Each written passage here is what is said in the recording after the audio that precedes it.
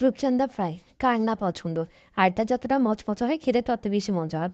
আমি একটু ভিডিওটা স্পিড করে দিছি, আপনারা বোরিং না হন। আমি একটা ভালো মতো কেটে পরিষ্কার করে নিয়েছি, আর মাঝখান থেকে ২টা দাগ দিয়ে নিয়েছি যেন মশলাগুলো ভালো মতো ভিতরে ঢুকে।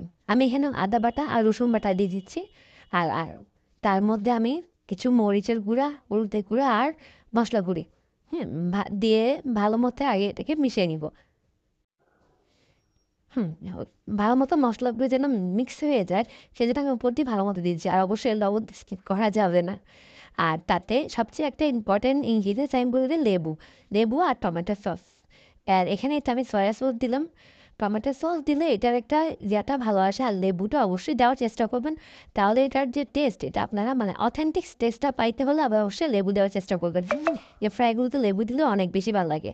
তাতে আমি একটু টমেটো কেচাপ দিয়ে দিলাম। আর সাথে